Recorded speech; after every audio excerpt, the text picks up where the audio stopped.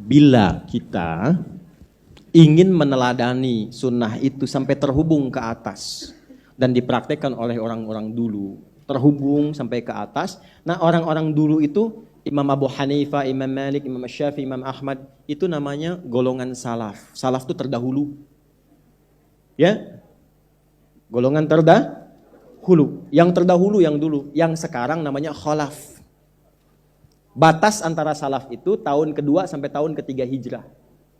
Itu salaf namanya. Kalau kita ingin ikuti metodologinya, ingin ikut seperti itu, ingin sholatnya seperti mereka, dalilnya begitu, orang yang ikut disebut salafi namanya. Di salafi itu sifat, bukan kelompok. Nah, saya sering mengatakan orang Islam itu dalam sifatnya pasti salafi, pasti ngikut ke atas. Nggak mungkin ada orang Islam sholat beda sendiri. Ya, jadi kalau disebutkan salafi itu bukan klaim kelompok, bukan komunitas, tapi satu sifat metodologi untuk ikut ke atas. Ya, dan jalurnya banyak. Jalurnya banyak. Ya, yang rata-rata teman-teman yang mengatakan salafi itu kalau saya lihat jalurnya jalur Imam Ahmad bin Hambal. Yang ngajinya apa? Ibnu Qayyim al-Jauziyah, Syekhul Islam Ibnu Taimiyah, ya, misalnya Al-Albani dan sebagainya. Itu jalurnya Imam Ahmad bin Hambal. Bermadzhab juga ke atas. Jelas ya? Yang lainnya ada yang pakai Asy-Syafi'i, ada yang pakai apa lagi misalnya? Ya, Hanafi, ada yang pakai apa lagi? Maliki. Jadi jangan bertengkar dengan nama di situ. Jelas, dan rata-rata semuanya ini yang ada khalafi semua. Khalafi era kini. Jangan sampai menjadi khilafi. Kenapa? Karena kurang pengetahuan. Coba bayangkan ya. Bayangkan. Kebayang nggak? Ya tidak, kan belum saya sebutkan. Ya, coba. Anda ngaji Quran, Qurannya sama.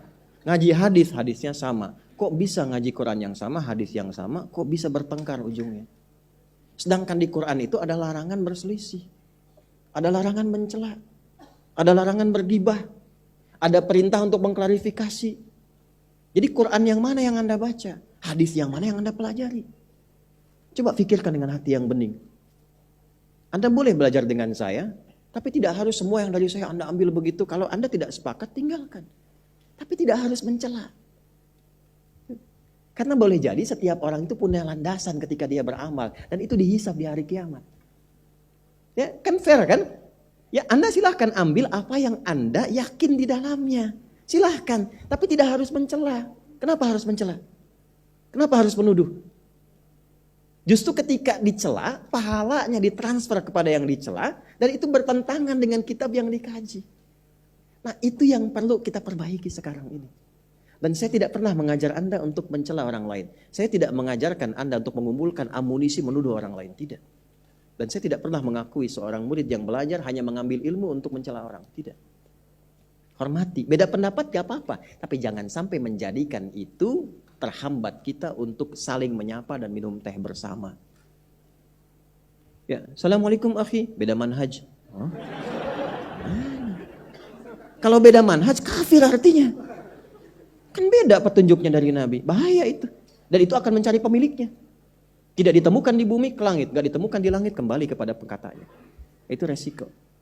Jelas sampai sini? Nah, nanti bab berikutnya kita ambil contoh satu-satu. Ini 1, 2, 3. Apa yang sering ada perbedaan pendapat di masyarakat? Kita urai hukumnya. Nanti saya sebutkan nih sanadnya, ini dalilnya, ini kitabnya, ini argumentasi, ini jalurnya. Anda pilih apa? Saya tidak paksa. Saya mengajar bukan untuk paksa orang. Saya hanya mengingatkan dan mencerahkan. Fadzakir innama anta mudzakir lasta alaihim. Ketika seorang ustadz mengajar hanya untuk menguasai jamaah dan melarang untuk belajar ke ustadz-ustadz lain, disitulah awal musibah tiba. Itu awal musibah. Kenapa? Karena kemampuan manusia terbatas. Ketika ustadz yang memonopoli keadaan itu salah, maka jamaah tidak mendapatkan kesempatan untuk mendapatkan kebenaran. Ya, maka Nabi diingatkan oleh Allah, tugasmu bukan menguasai tapi mengingatkan. Ini penting saya katakan kalimat ini supaya betul-betul kita perbaiki ukhuwah. Itu paling penting. Ya, silahkan pilih apapun, tapi jangan sampai berseteru.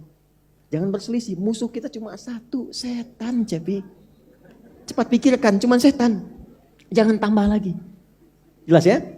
Ya, Cepi itu cepat pikirkan, bukan orang. Maaf ya, cepat pikirkan. Ya.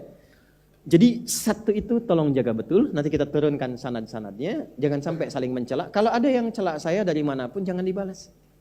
Karena saya pun tidak membalasnya. Maafkan. Ya, maafkan. Karena kadang-kadang tidak adil, nggak pernah ketemu, belum tahu, sudah bid'ah. Siapa tuh? Adi Hidayat, bid'ah tuh. Ketemu aja nggak pernah. Ya, nah itu kita jaga. Jangan sampai ada kata-kata demikian kepada siapapun. Islam itu ketika dipelajari membuat kita lebih baik. Orang jahiliyah saling mencaci, masuk Islam saling menyayangi. Orang jahiliyah saling memukul, masuk Islam saling merangkul. Anda sudah muslim, udah ada Quran yang sama, nabinya sama, hadisnya pun indah dan sama. Kenapa keluar dari sifat-sifat kemuliaan itu? Fikih ikhtilaf mengajarkan kepada kita cara memahami dengan baik untuk memilih dengan argumentatif dan dengan itu kita menjalani dengan tenang. Sepakat sampai sini? Baik ya.